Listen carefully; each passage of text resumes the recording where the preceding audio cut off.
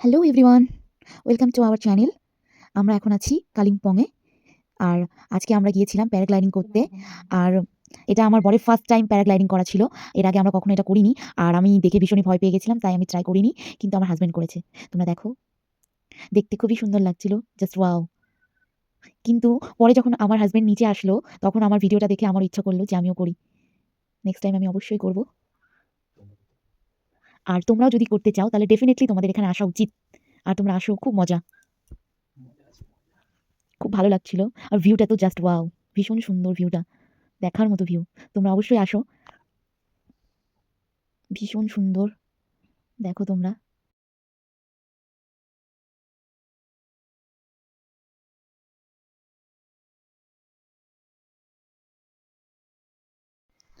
যদিও আমি এটা করিনি, কিন্তু আমার হাসব্যান্ড বলল যে ১ম এ ভয় লাগলেও পরে নাকি উপরে একটুও ভয় লাগছিল না। কিন্তু সবাই তো সেম না, জানি না কার কেমন লাগবে। কিন্তু আমার দেখে খুবই ভালো লাগছিল। আর আমার এটা করার খুবই ইচ্ছা ছিল অনেক দিনের। কিন্তু ভয়ও লাগছিল অত উঁচু থেকে কি করে করব কিছু বুঝতে পারছিলাম না। তাই আমি করিনি। কিন্তু পরে নাকি একটুও ভয় লাগছিল না।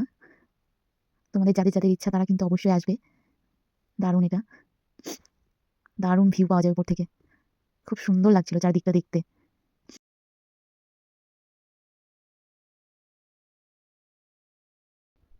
আই থিংক এটা টাইমিং হিসাবে বাজেট হয়। যত টাইম তুমি থাকবে তত তোমাকে টাকা দিতে হবে, এরকম কিছু একটা।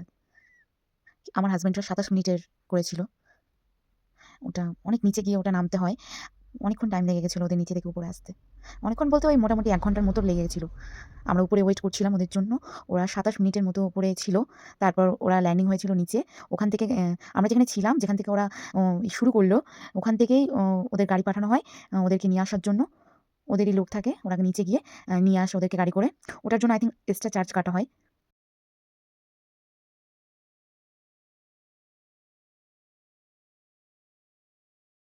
ওরা আই থিংক ১২টা ৪৯ নাগাদ স্টার্টিং করেছিল। আর ওদের নিচে ল্যান্ডিং করতে, করতে জানি না কতক্ষণ লেগেছিল।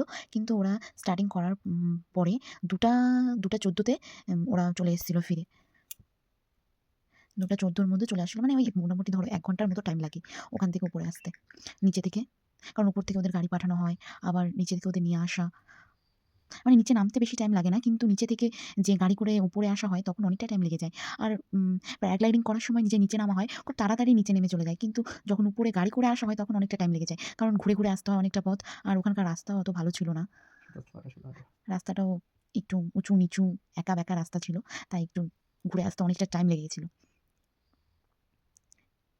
কিন্তু আমার হাসব্যান্ড আজকে খুব মজা পেয়েছে। ওর নাকি ভীষণ ভালো লেগেছে।